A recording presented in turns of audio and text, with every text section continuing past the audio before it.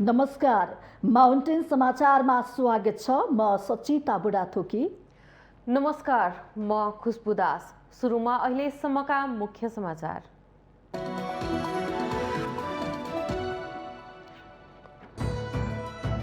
यमपञ्चकको दोस्रो दिन आज सुरक्षामा खटिने कुकुरको पूजा गरी मिठो खानेकुरा खान दिएर मनाइँदै यमलोकको यात्रा गर्दा सहज रूपमा बाटो छोडिदिने धार्मिक विश्वास। अमेरिकाले डिभी भर्न पासपोर्ट नम्बर अनिवार्य गरेपछि राहदानी विभाग भिड बढ्यो। देश छोड्न तम्तयार नागरिकलाई रोक्न सक्ने गरी अर्थतन्त्रको स्वरूप परिवर्तन हुन सकेन। प्रदेश 1 का नवनियुक्त मुख्यमन्त्री राजेन्द्र राईद्वारा पद तथा गोपनीयताको शपथ। 5 सदस्यीय मन्त्रीमण्डल गठन। कर्णालीमा काङ्ग्रेसका जीवन बहादुर शाहीको दावी पेश। अर्ली इलेक्सनको सम्भावना नरहेको नेकपा एकीकृत समाजवादीका अध्यक्ष नेपालको प्रश्नोक्ति। 3 तहको निर्वाचन एकैचोटि गर्ने विषयमा छलफल भइरहेको जानकारी। घर घरमा जलविद्युत पुर्याउने सरकारको लक्ष्य रहेको ऊर्जा मन्त्री पम्फा भुसालको भनाई। खाना पकाउने ग्यास आयात घटाई व्यापार घाटा कम गर्ने सरकारी तयारी। ताइवान समस्या चीन अमेरिका वार्ताको लागि बाधक देखिँदा मिलन बिन्दुको खोजे। ताइवानमा बढ्दो अमेरिकी प्रभावप्रति चीन रुष्ट। र आइसिसी विश्वकप टी20 क्रिकेटमा साउथ अफ्रिकाको सहज जित। साउथ अफ्रिकासँग बङ्गलादेश 6 विकेटले पराजित।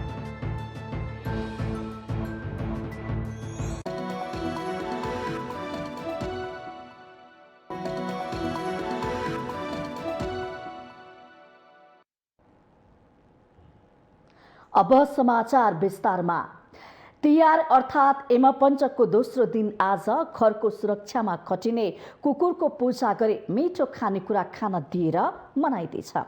कार्तिक कृष्ण चतुर्दशीका दिन कुकुरको पूजा गरी मिठो खाना दिए यमलोकको यात्रा गर्दा यमराजको पहरेदारका रूपमा मूल ढोकामा बस्ने श्याम र सबल नाम गरेका कुकुरले सहज रूपमा बाटो छोडिदिने धार्मिक विश्वास रहेको छ।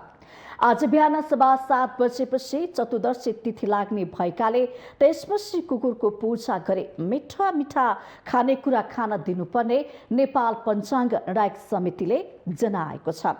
यद्यपि बिहानसम्म तृतीया तिथि पनि रहेकोले कागको पनि आजै पूजा गर्न सकिने बताइएको छ। काग र कुकुरलाई यमदूतका रूपमा मानिन्छ। कार्तिक कृष्ण चतुर्दशीकै दिन मनाइने नरक चतुर्दशी पर्व भने कार्तिक 18 गते बिहिबार बिहान मनाउनु पर्ने समितिले जनाएको छ।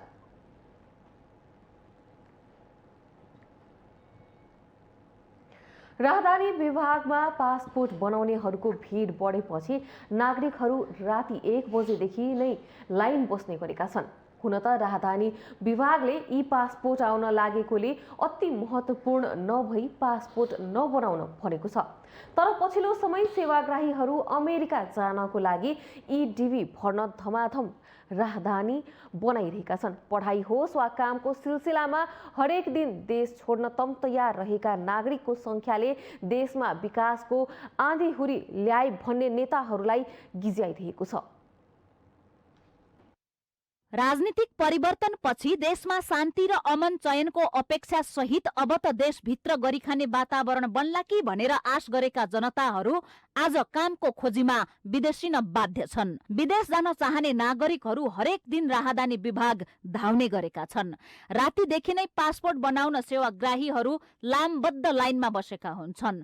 भिड यतिसम्म बढेको छ कि लाइन व्यवस्थापन गर्न सुरक्षाकर्मीहरूलाई हम्मे हम्मे परेको देखिन्छ। राहदानी विभागदेखि लैनचौरसम्म यति धेरै सर्वसाधारण लाइनमा बस्नुको प्रमुख कारण हो हरेक वर्ष जस्तै यस पटक पनि अमेरिकाले डिभी मार्फत आफ्नो देशमा आउन चाहनेका लागि आवेदन खुल्ला गरेको छ र डिभी भर्नका लागि पासपोर्ट नम्बर अनिवार्य गरिएको छ, जसले गर्दा विगतमा युवाहरूको लाइन देखिने राहदानी परिसरमा अहिले पाका नागरिकहरू समेत लाइनमा लागेको देखिन्छ। सिधा भाषामा भन्दा यो भिड नेपाल छोड्न चाहने नागरिकहरूको हो। हामी चर्को राष्ट्रियताका कुरा गर्छौं, देशभक्तिका कुरा गरेर थाक्दैनौं, समृद्ध नेपालको नारा लगाएर थाक्दैनौं, तर नेपालीहरूको विदेश मोहले देशभित्रको अवस्था उदाङ्गो भएको छ। आज नागरिकहरू नागरिकता त्यागेर अरूको देश पलायन हुन रातभर जागराम बसेर पासपोर्ट बनाउन लाइनमा बसेको उदेक लाग्दो दृश्यले देशको अवस्था उजागर गरेको छ। युवाहरूलाई देश निर्माणको, राष्ट्र निर्माणको एउटा नयाँ अभियानमा संलग्न गराउने कुरामा राजनीतिक नेतृत्व काहीँ न काहीँ चुकेको छ।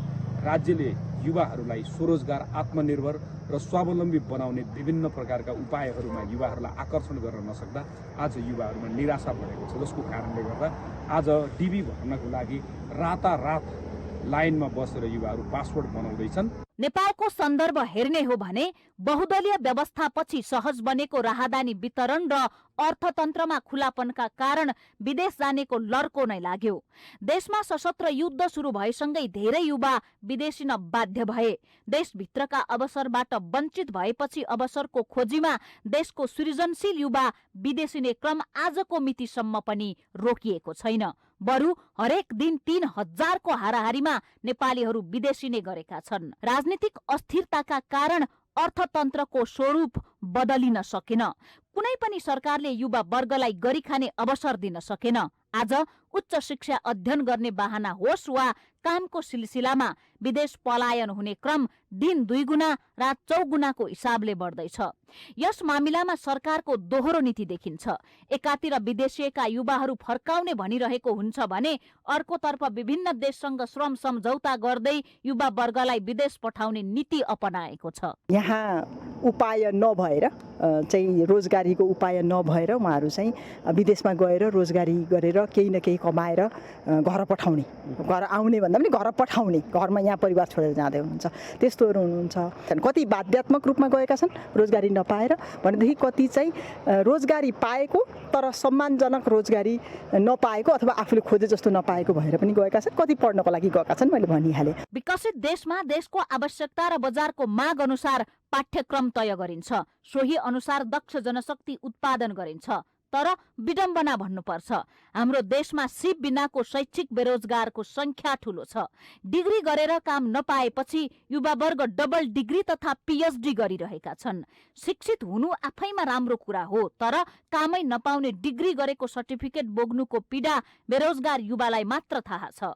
हुन त नेताहरू आफूले देश विकास गरेको ठूला ठूला कुरा गरिरहेका हुन्छन्, तर आज जसरी देशभित्र अवसर नदेखेर नागरिकहरू विदेशिँदै छन्, यसले विकासको क्रान्ति गरे भन्ने नेताहरूलाई नै गिज्जाइरहेको छ। लाखौं नेपाली दाजुभाइ दिदीबहिनीहरू विदेशी भूमिमा पसिना बगाउनु बाध्य छन्। यिनीहरूको विकास गर्नुपर्छ हामी भन्दैछौँ। नेपालमा ठुल्ठुला कल कारखाना औद्योगिकरण गरेर नेपालको विकास गर्नुपर्छ हामी भन्दैछौँ। नेपालको कुनै पनि देशको विकासको सन्दर्भमा चाहिने दुईटा विषय, एउटा ज्ञान, सिप र आर्थिक कुरा, अर्को पाखुराहरू, मेन पावरको कुरा। मेन पावर बिना पनि नेपाल बन्न सक्दैन। अब यो जम्मै कुरा विदेशी नै हो भनेपछि नेपाललाई राजनीतिले भनेको समृद्धितर्फ नेपाललाई पुर्याउनु असम्भव छ। यो सम्भव बनाउनका लागि राजनीतिक प्रतिबद्धताले कार्यान्वयन गराउनुपर्छ। कुनै पनि बहानामा नागरिकहरूले देश छोड्न र नागरिकता त्याग्न तयार हुनु राज्यका लागि राम्रो संकेत होइन। नेपाल जस्तो सानो अर्थतन्त्र र विकासका लागि ठूलो सम्भावना भएको देशमा इच्छा शक्ति हुने हो भने जे पनि गर्न सकिन्छ। नेपालको विकास गर्ने नेतृत्व मुलुकले पाउने हो भने 10 वर्षमा नै काया पलट हुन सक्छ। तर दुर्भाग्यको कुरा त्यस्तो सरकार र नेतृत्वकर्ता जनताले पाउन सकेका छैनन्। आज नेपालीहरू देश छोड्नकै लागि लाइनमा बस्नुपर्ने बाध्यता छ। यसले कहिलेसम्म निरन्तरता पाउने हो केही भन्न सकिने अवस्था छैन। बाध्यता नै भन्नु पर्यो, किनभने यहाँ रोजगार छैन हैन। अब जति पढे लेखेको छ त्यो योग्यता अनुसारको यहाँ काम छैन हैन। काम हुँदा पनि तपाईको काम अनुसारले तलब पाउँदैन। त्यही भएर अब बाध्यता नै विदेश गइराख्नु परिरहेछ। यो एकदमै ठुलो बाध्यता हो। रहरले कोही जान्छ, नेपालमै बस्न पायो भने आमासँग बस्न पाउँछ, बेलुका आमाले पकाएको खान पाउँछ, छोराछोरीलाई बोक्न पाउँछ, श्रीमतीसँग न्यानो ओछ्यानमा सुत्न पाउँछ, दाजुभाइ छरछिमेकीसँग रमाउँदै बस्न पाउँछ। यो पुरै बाध्यता हो र यो बाध्यता क्रिएट गर्ने पनि राज्य नै हो। राज्यको पुरै अकर्मण्यताको कारण, राज्य चाहिँ एकदमै कमजोर भएको कारण, नेपालमा दलहरू कामै नलाग्ने भएको कारण, अनि देशमा नीति बनाउने नीति निर्माताहरू दूरदर्शी नभएको कारण, उनीहरूमा त्यो कम्पिटेन्सी नभएको कारणहरू चाहिँ युवाहरू चाहिँ पलायन भइराखेका हुन्। मुलुकले विकासको गति लिन सकेन। राज्यसँग विकास गर्ने स्पष्ट मार्गचित्र समेत छैन। गरिबी, अभाव, बेरोजगार लगायतका समस्याहरूले मुलुकग्रस्त छ। विधिको शासन हराएको छ। भ्रष्टाचार र अत्याचार, नातावाद, कृपावाद र आफन्तवादले जरा गाडेको छ। त्यसैले त युवावर्ग देशभित्र बस्न नसक्ने अवस्थामा पुगेको छ। माउन्टेन टेलिभिजन एसडी राजनीति ब्युरो। प्रदेश एकका नवनियुक्त मुख्यमन्त्री राजेन्द्र राईले पद तथा गोपनीयताको शपथ लिनु भएको छ। प्रदेश प्रमुख सोमनाथ अधिकारी प्यासीले मुख्यमन्त्री राईलाई पद तथा गोपनीयताको शपथ ग्रहण गराउनु भएको हो। भीम आचार्यले पदबाट राजीनामा दिएपछि राई मुख्यमन्त्री नियुक्त हुनु भएको हो। नवनियुक्त मुख्यमन्त्री राईले मंगलबार सानो मन्त्री परिषद गठन गर्नु भएको छ। राईले कांग्रेसबाट 2, माओवादी केन्द्रबाट 1 र जनता समाजवादी जसपाबाट 1 जनालाई मन्त्री नियुक्त गर्नु भएको हो। नेकपा माओवादी केन्द्रका नेता इन्द्रबहादुर आङ्बो आर्थिक मामिला तथा योजना मन्त्री, जसपाका नेता जयराम यादव सामाजिक विकास मन्त्री, कांग्रेस नेता हिमाल कार्की भौतिक पूर्वाधार विकास मन्त्री, कांग्रेसके केदार कार्की आन्तरिक मामिला मन्त्री, संघीय लोकतान्त्रिक राष्ट्रिय मञ्चके विष्णुमाया तुम्बाहाम्फे सामाजिक विकास राज्य मन्त्री नियुक्त हुनु भएको छ। नवनियुक्त मन्त्रीहरूले प्रदेश प्रमुख तथा राज्य मन्त्रीले मुख्यमन्त्री समक्ष शपथ ग्रहण गरेका थिए।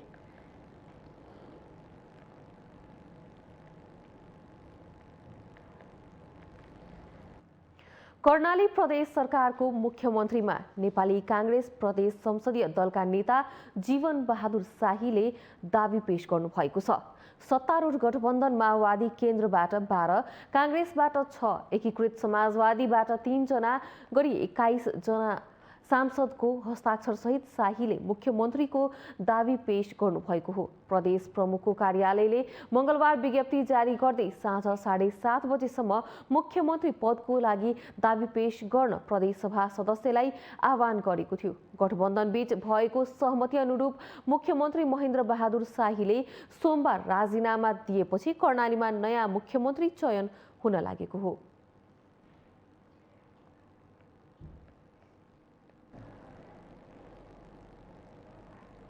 सत्ता साझेदार नेकपा एकीकृत समाजवादीका अध्यक्ष एवं पूर्व प्रधानमन्त्री माधव कुमार नेपालले अर्ली इलेक्सन हुने कुनै सम्भावना नरहेको बताउनु भएको छ।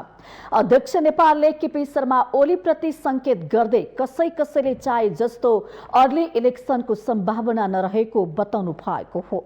मंगलबार गृह जिल्ला रौतहटको चन्द्रनिगापुरमा स्थानीय सञ्चारकर्मीसँग संक्षिप्त प्रतिक्रिया दिँदै उहाँले राष्ट्रलाई बेहेबार हुन नदिन तीनवटै तहको निर्वाचनमा एकैचोटि गर्ने विषयमा सत्तारूढ दलहरूभित्र छलफल भइरहेको जानकारी समेत दिनुभयो। इलेक्सनको प्रक्रिया त सुरु अब हुन्छ। जस्तो राष्ट्रिय सभाको चुनाव छ, त्यो गर्दै गयो समयमा। अब उपनिर्वाचनका कुराहरू पनि चलिरहेका छन्।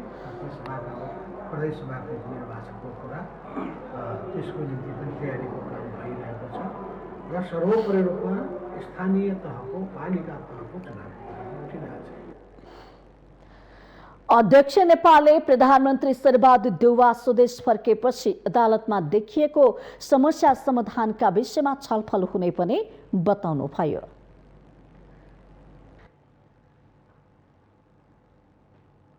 कानून, न्याय तथा संसदीय मामिला मन्त्री दिलेन्द्र प्रसाद बडुले न्यायपालिकाभित्र देखिएको समस्या न्यायपालिका आफैले छिटो समाधान गरोस् भन्ने चाहना रहेको बताउनु भएको छ।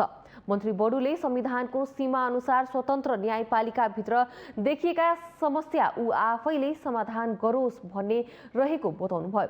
मंगलबार काठमाडौँमा आयोजित सञ्चार सम्बन्धी कानूनका विषयमा आयोजित अन्तर्क्रिया कार्यक्रममा बोल्दै उहाँले न्यायपालिकाका कारण जनताको न्याय पाउने अधिकार हनन हुन नदिन भन्ने सरकार प्रतिबद्ध रहेको बताउनुभयो।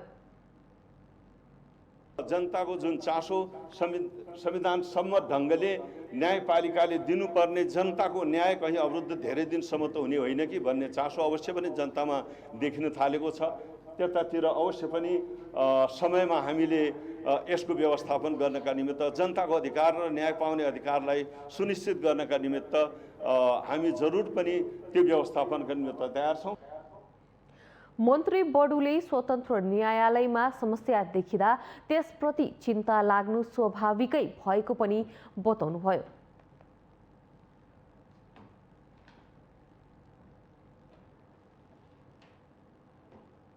माउन्टेन समाचारमा पालो भएको छ विश्रामको।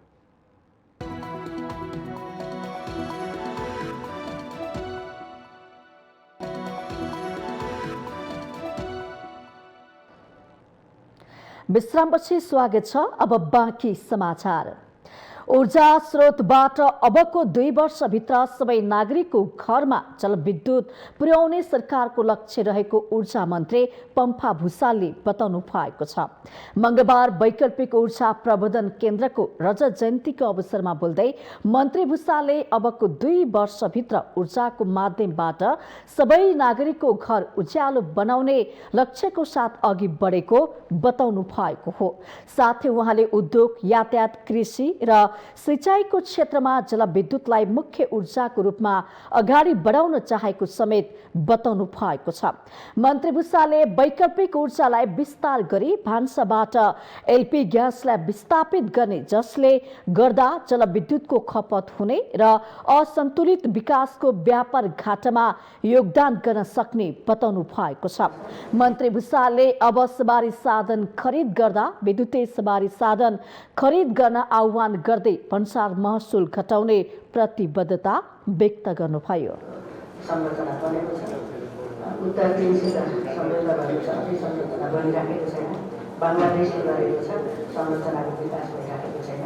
त्यसैले हामीलाई हाम्रो भएको स्रोत ऊर्जाका क्षेत्रमा, सबै क्षेत्रमा देशभित्र खपत गरेर बढी भएको चाहिँ हामी निर्यात गर्ने, ऊर्जा व्यापार गर्ने स्थितिमा छौँ र त्यसले अहिले हाम्रो देशमा भएको असन्तुलित व्यापार घाटालाई सकारात्मक ढङ्गले योगदान गर्न सक्ने एउटा महत्त्वपूर्ण क्षेत्र हो। कार्यक्रममा बोल्दै वैकल्पिक ऊर्जा प्रवर्धन केन्द्रमा कार्यकारी निर्देशक मधुसूदन अधिकारीले वैकल्पिक ऊर्जा प्रवर्धन केन्द्रले स्थापना भएको 25 वर्षमा विद्युतको उपलब्धता र वैकल्पिक ऊर्जाको पहुँच विस्तारमा उल्लेखनीय काम गरेको बताउनु भएको थियो। केन्द्रले 25 वर्षमा विभिन्न प्रविधि 35 लाख घरधुरीसम्म पुर्याउन सफल भएको पनि उहाँको दाबी थियो। 47,000 घरधुरीमा विद्युतको पहिलो पहुँच पुर्यायो।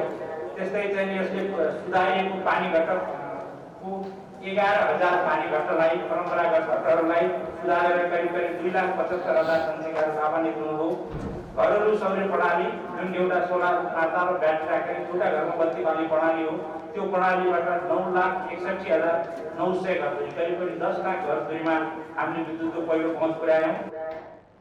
त्यस्तै नेपाल नवीकरणीय ऊर्जा परिसङ्घका अध्यक्ष गुणराज ढकालले ऊर्जा क्षेत्र प्राविधिक हिसाबले सक्षम भए पनि काम भने गर्न सकिरहेको अवस्था नभएको पनि बताउनुभयो। हामीले चाहिँ गरेन भने नेट जिरो मिसनका कार्यक्रमहरू, कार्बन उत्सर्जनका कार्यक्रमहरू, यो ग्लोबल वार्मिङका कार्यक्रमहरू, जलवायु परिवर्तनका कार्यक्रम, पेरिस एग्रिमेन्ट, क्योटो प्रोटोकल र यो जुन अहिले युकेमा जाँदै हुनुहुन्छ यहाँहरू COP26 सबै कुराहरू चाहिँ लागू हुन सक्दैन।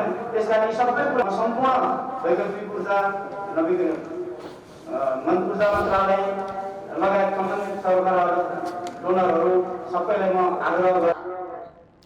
कार्यक्रममा ऊर्जा क्षेत्रमा लामो समय काम गर्ने कर्मचारी तथा सरकारवालाहरूलाई पुरस्कार तथा प्रमाणपत्र वितरण पनि गरिएको थियो।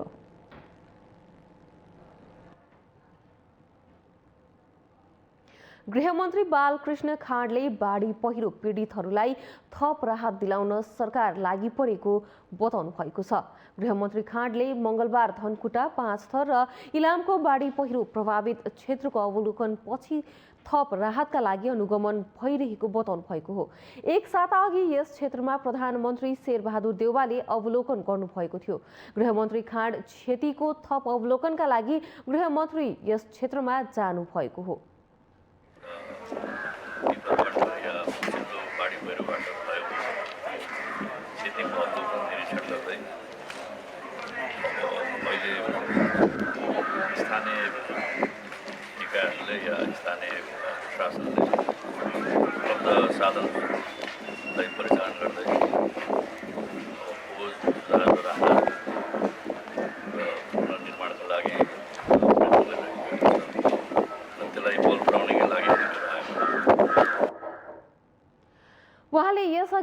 सरकारले मृतकका प्रति परिवार 2 लाख र सोही घरका थप व्यक्तिको ज्यान गएको भए प्रति व्यक्ति नगद 1 लाख दिलाउने निर्णय भइसकेको स्मरण गर्दै यस राहतमा समेत थप गर्न लागि परेको बताउनुभयो। घाइतेको निःशुल्क उपचार र बेपत्ताका परिवारलाई समेत नगद 2 लाख दिने सरकारले यसअघि नै घोषणा गरेको छ। आफू लगायत प्राविधिक टोलीको समेत उपस्थितिमा अवलोकन गरेको उहाँको भनाइ छ। राष्ट्रिय योजना आयोगका उपाध्यक्ष, सडक विभागका प्रतिनिधि लगायतको टोलीले आज बढी प्रभावित क्षेत्रको निरीक्षण गरेको छ। गृहमन्त्री खाँडले अझै पनि बेपत्ताहरू रहेको बताउँदै उद्धार र राहतमा जुट्न सबैलाई आग्रह गर्नुभयो। किसानलाई राहतका लागि समेत विशेष कार्यक्रम आउने उहाँको भनाइ छ। फरक प्रसङ्गमा उहाँले सरकार परिवर्तन हुने स्वाभाविक प्रक्रिया रहेको बताउनु भएको छ। हाल काङ्ग्रेसले चाहेर भन्दा पनि अप्ठ्यारामा आफूहरू सरकारमा जानु परेको बताउनुभयो। इलाममा पनि प्रमुख जिल्ला अधिकारीले क्षति र त्यसपछिको अवस्थाका बारेमा जानकारी गराउनु भएको थियो। इलाममा मात्र 15 जनाले बाढी पहिरोकै कारण ज्यान गुमाउनु परेको थियो। नेपाल विद्युत प्राधिकरणका प्रबन्ध निर्देशक कुलमान खिसिङले तिहारमा बिजुली अभाव नहुने बताउनु भएको छ। मंगलबार नेपाल विद्युत प्राधिकरणले आयोजना गरेको पत्रकार सम्मेलनमा बोल्दै प्रबन्ध निर्देशक घिसिङले तिहारमा बिजुली अभाव नहुने बताउनु भएको हो। उहाँले यस वर्षको तिहारमा करिब 1500 मेगावाट बिजुली प्रयोग हुन सक्ने प्रक्षेपण गरेको बताउनुभयो। उहाँले आम नागरिक तथा उपभोक्ताहरूलाई ढुक्कसँग विद्युत चलाउन पनि आग्रह गर्नुभयो। हामीले 1500 भन्दा बढी एक्सपेक्ट गरेका छैनौँ र हामीसँग जेनेरेसन चाहिँ यसपालि अहिलेसम्मको जेनेरेसन करिब 2000 प्लस मेगावाटमा हामी जलविद्युत मात्रै उत्पादन जडित क्षमता छ। तर जडित क्षमता त्यति भए पनि अहिले अपरेसनमा आएका जलविद्युतहरू चाहिँ करिब 1500 मेगावाट चाहिँ अपरेसनमा छन्। लोड सेडिङ गर्नुपर्ने अथवा बत्ती काट्नुपर्ने कुनै अवस्थै आउँदैन हामी सप्लाईको कारणले। हामी ढुक्क साथ जति पनि हाम्रो तिहार मनाउँदाखेरि जति पनि लाइटिङ सिस्टम राख्नुपर्ने, जति पनि इक्विपमेन्ट चलाउँदा पनि हामीलाई कुनै असर पर्दैन।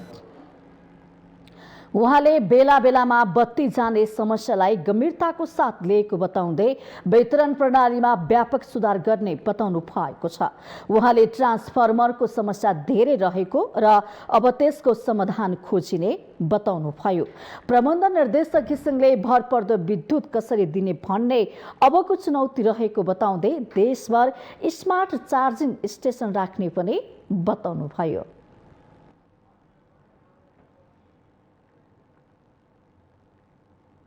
भारत, अमेरिका र बेलायतका लागि प्रस्तावित राजदूतहरूको संसदीय सुनवाई प्रक्रिया सुरु भएको छ।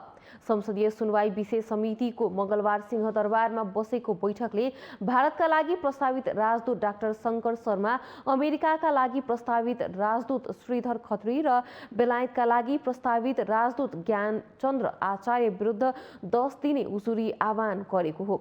गत कार्तिक 11 गते बसेको मन्त्री परिषद बैठकले राजदूत नियुक्त गर्न सिफारिस गरेका राजदूतहरू विरुद्ध उजुरी आह्वान गरिएको समितिका सभापति लक्ष्मणलाल कर्णले जानकारी दिनुभयो। नाम आम नागरिकलाई जानकारी गराउने र प्रस्तावित व्यक्तिहरूको सम्बन्धमा सूचना तथा उजुरी सङ्कलन गर्ने उद्देश्यले सरकारी सञ्चार माध्यमहरू मार्फत सूचना सार्वजनिक गर्न समिति सचिवलाई निर्देशन दिन्छु। प्रस्तावित राजदूत विरुद्ध 10 दिनभित्र परेको उजुरीमाथि छलफल गरेपछि समितिले उनीहरूको नाम अनुमोदन गर्ने नगर्ने निर्णय गर्नेछ।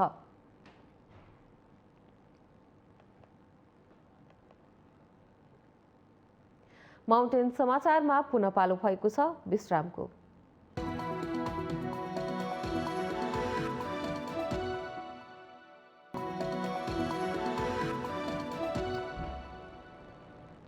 विश्रामपछि स्वागत छ। अब बाँकी समाचार। चीन लगायत विश्वका विभिन्न विश्वविद्यालयमा अध्ययनको लागि तत्काल जाने व्यवस्था मिलाउन माग गर्दै विभिन्न विद्यार्थी संगठनहरूले परराष्ट्र मन्त्रीलाई ज्ञापन पत्र बुझाएका छन्। मंगलबार विभिन्न विद्यार्थी संगठनहरूले सिंहदरबारमा परराष्ट्र मन्त्री डाक्टर नारायण खड्कालाई ज्ञापन पत्र बुझाउँदै चीन लगायत विश्वका विभिन्न विश्वविद्यालयमा अध्ययनको लागि जान नपाएका विद्यार्थीहरूलाई तत्काल जाने व्यवस्था मिलाउन माग गरेका हुन्। ज्ञापन पत्र लिएपछि परराष्ट्र मन्त्री खड्काले अध्ययनको लागि विद्यार्थीहरू जान नपाउनु मानवीय समस्या भएको बताउनुभयो। उहाँले छिट्टै नै विदेश अध्ययनको लागि जाने व्यवस्था मिलाउने आश्वासन दिनुभयो। तपाईहरुको समस्या भनेको हाम्रो समस्या पनि हो, साझा समस्या हो।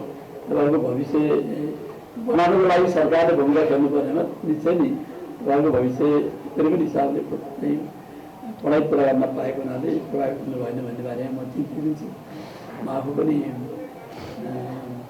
एउटा भनौँ न शिक्षा पढाइ अध्ययन अनुसन्धान गरेकै मानिस भएकोले पनि तपाईँहरूको यसमा अत्यन्त चिन्तित संवेदनशील छु। म त्यही हिसाबले यो समस्या बारेमा हामी पूर्ण जानकारी छौँ। परराष्ट्र मन्त्री तहमै पनि मैले कुरा उठाएको छु।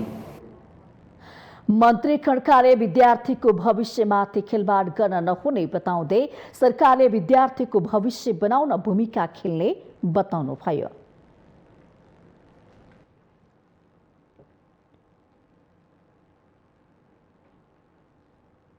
प्रधान न्यायाधीश शैलेन्द्र शमशेर जबराको राजीनामा माग गर्दै न्यायाधीशहरू आन्दोलनमा छन्।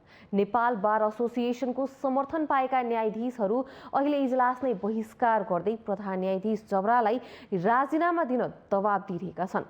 प्रधान न्यायाधीश विरुद्धको आन्दोलनले सर्वोच्च अदालतको न्याय सम्पादन ठप्प छ। तर न्यायालयमा देखिएको विवादबारे राजनीतिक दलहरू भने एकले अर्कालाई दोष देखाएर पन्छिन खोजेको देखिन्छ। न्यायालयको शुद्धिकरणका लागि प्रधान न्यायाधीशले राजीनामा दिनुपर्ने भन्दै नेपाल बार एसोसिएसन निरन्तर आन्दोलनमा छ। गत हप्तादेखि नै सर्वोच्च अदालतका न्यायाधीशहरूले इजलास बहिष्कार गर्दै आइरहेका छन्। सर्वोच्च अदालतमा न्याय सम्पादनको काम अवरुद्ध छ। सर्वोच्चमा देखिएको विवादका कारण राज्यका तीनै अङ्ग यति बेला खलबलिएका छन्। न्यायालय जस्तो संवेदनशील क्षेत्रमा देखिएको विवादको गाँठो नफुकाई सरकारले रातारात दुवै सदनको अधिवेशन अन्त्य गर्यो। न्यायालयमा देखिएको गम्भीर विवाद समाधान गर्न जुट्नुपर्ने राजनीतिक दलहरू भने एक अर्कालाई दोषी देखाउनमै व्यस्त छन्। न्याय दिने व्यक्तिहरूले आफूले निष्पक्ष ढङ्गले संविधानलाई आम नेपाली जनता र राष्ट्रको हितमा हुने गरी व्याख्या गरिनुपर्ने हो। तर उहाँहरूका हिजोका क्रियाकलापहरू त्यस अनुसार भइरहेका छैनन्। त्यसकारण नेकपा एमाले यसमा आफ्नो धारणाको कुराकानी पार्टी अध्यक्षले राख्नुभएको छ, उहाँहरू आइराख्नु भएको छ। अब अन्य दलले किन बोल्यो नि त, उहाँहरूको कहानी हो। हाम्रो दलको तर्फबाट पार्टी अध्यक्षले आफ्नो धारणा राखिसक्नु भएको छ। न्यायालयमा देखिएको चरम विकृतिप्रति चौतर्फी विरोध भइरहँदा सरकार जिम्मेवारी देखिँदैन। न्यायालयमा देखिएको विवाद न्यायालयले नै समाधान गर्छ भन्दै सरकार पन्छिन खोज्दैछ। बरु उल्टै न्यायपालिकाको अल्झनमा रमिते बनेको छ। यस्तो अवस्थामा पनि सरकारले पहल कदमी नलिएको भन्दै आफ्नै दलभित्रकै नेताहरूले प्रधानमन्त्री शेरबहादुर देउवाको भूमिकाप्रति प्रश्न उठाएका छन्। कारण व्यवसायमा आफ्ना जीवन गुजारेका र त्यसैलाई पेसा बनाएका व्यक्तिहरू त्यसको बहस गरिरहनु भएको छ र त्यो भयो न्यायपालिका। अब सरकार त त्यो फरक चाहिँ भयो होइन। अब न्यायपालिका व्यवस्थापिका र कार्यपालिकाको सबैको आफ्नो आफ्नो चाहिँ नि चाहिँ एउटा चाहिँ नि दायरा छ।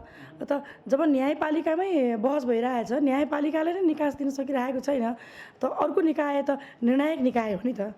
उहाँलाई पनि बाहिर जान हतार थियो, के थियो, सभापतिले बोलेर गएको भए अझै राम्रो हुन्थ्यो।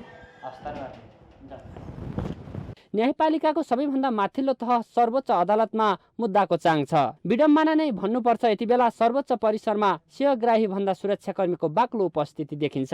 नागरिकको विवाद निरूपण गर्ने अदालत आफै विवादमा रुमलिँदा वर्षौंदेखि थाँतिरहेका मुद्दाको सुनवाई नहुँदा सेवाग्राही मर्कामा छन्। विवाद उत्कर्षमा पुगेपछि त्यसको असर न्याय सम्पादनमा परिरहेको छ। तर राजनीतिक दलहरूले भने कुनै ठोस निर्णय लिन सकेका छैनन्। न्यायालयमा देखिएको विवादमा राजनीतिक दलहरू मौन बस्नुले कतै राजनीतिक दलहरूको पनि मिलेमतो छ कि भन्ने आशंका पैदा भएको छ। होइन भने यस्तो संवेदनशील विषयमा राजनीतिक दलहरूले निकास दिन ढिला गर्नु हुँदैन। माउन्टेन टेलिभिजन एचडीका लागि बटुक राजगिरको रिपोर्ट। हामीसँग आर्थिक अन्तर्राष्ट्रिय र खेल समाचार बाँकी नै छन्। माउन्टेन समाचारमा पालो भएको छ अर्को विश्रामको।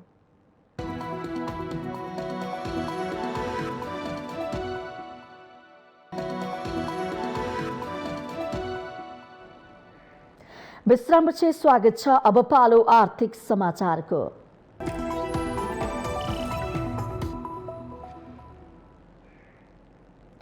स्पन्ज आइरनमा लगाउँदै आएको भन्सार दर हटाउने र आयातित बिलेटमा अन्तशुल्क बढाउने निर्णय तत्काल फिर्ता लिन व्यवसायीहरूले सरकारसँग आग्रह गरेका छन्। स्टिल व्यवसायीहरूले तत्काल सो निर्णय सरकारले फिर्ता नलिए त्यसमध्ये 24वटा स्वदेशी स्टिल उद्योग 6 महिनाभित्र बन्द हुने चेतावनी दिएका छन्। मंगलबार प्रतिनिधि सभा अन्तर्गत अर्थ समितिको बैठकमा स्टिल उद्योगसँग सम्बन्धित व्यवसायीहरूले स्पन्ज आइरनमा लगाउँदै आएको भन्सार दर हटाउने सरकारको निर्णय देशको हितमा नभएको बताएका थिए। उनीहरूले निर्णय सच्याउन ढिलाइ भए मुलुकका सबैजसो स्टिल उद्योग 6 महिनाभित्र बन्द हुने चेतावनी समेत दिएका छन्। यो देश यही पोलिसीमा हुन चाहिँ सक्दैछ। यो करेक्सन हुन्छ, हुनुपर्छ, कहिले हुन्छ त्यो थाहा पाएन। अब 6 महिनापछि करेक्सन हुने हो भने त्यति बेलासम्म हामी मरिसकेका हुन्छौँ। मगौँ उपाध्यक्षको पदवी जस्तै काम लागेन।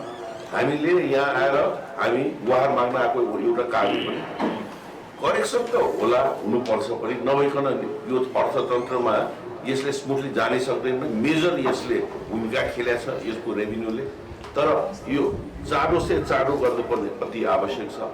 आउट अफ 24वटा उद्योगमा त 4वटा उद्योग त बन्द भइसक्यो यहाँको जानकारीको लागि, र अरू 1-2वटा उद्योग चाहिँ बन्द हुने अवस्थामा छ। यो कस्तो हुन्छ भने कुनै उद्योगमा र मेटेरियल पुरानो र मेटेरियल छ भने उसले सञ्चालन त गर्नै पर्ने हुन्छ। त्यो कारणले गर्दाखेरि केही हदसम्म अरू 2 महिना 4 महिनासम्म हामी तानतुन गरेर लान्छौँ पनि। र ब्याङ्कलाई पनि हामीले चित्त बुझाउनुको लागि आज हामीले चाहिँ उद्योग बन्द गऱ्यो भने ब्याङ्कले भोलि आएर हामीलाई छापा मारिहाल्छ।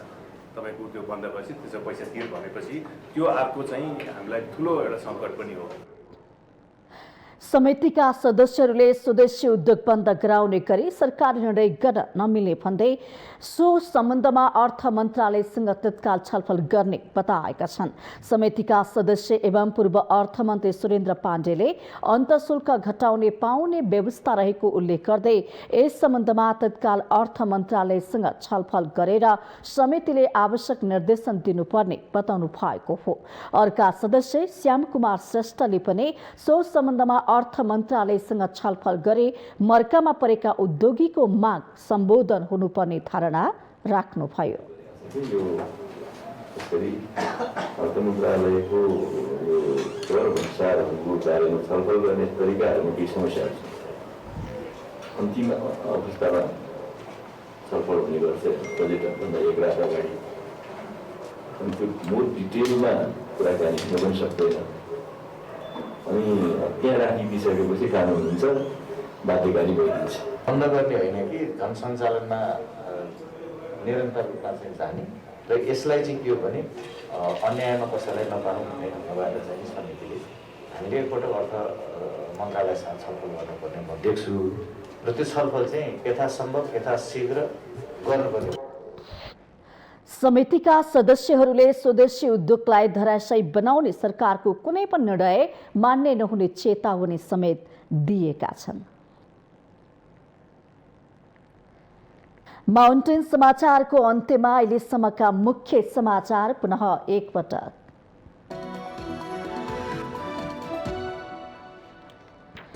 एमा पञ्चको दोस्रो दिन आज सुरक्षामा खटिने कुकुरको पूजा गरे मिठो खानेकुरा खान दिएर मनाइदे।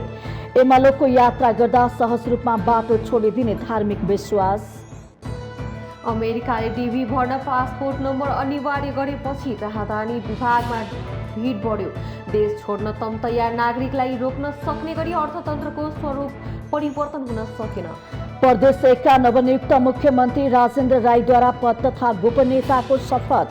5 सदस्यीय मन्त्रीमण्डल गठन। कर्णालीमा काङ्ग्रेसका जीवन बहादुर साईको दावी पेश। अर्ली इलेक्सनको सम्भावना नरहेको नेकपा एकीकृत समाजवादीका अध्यक्ष माधव कुमार नेपालको प्रश्नोक्ति। 3 तहको निर्वाचन एकैचोटि गर्ने विषयमा छलफल भइरहेको जानकारी। घर घरमा जलविद्युत पुर्याउने सरकारको लक्ष्य रहेको ऊर्जा मन्त्री पम्फा भुसालको भनाई। खाना पकाउने ग्यास आयात घटाई व्यापार घाटा कम गर्ने सरकारी तयारी। ताइवान समस्या चीन अमेरिका वार्ताका लागि बाधक देखिँदा मिलन बिन्दुको खोजी। ताइवानमा बढ्दो अमेरिकी प्रभावप्रति चीन रुष्ट। र आइसिसी विश्वकप टी20 क्रिकेटमा साउथ अफ्रिकाको सहज जित। साउथ अफ्रिकासँग बङ्गलादेश 6 विकेटले पराजित।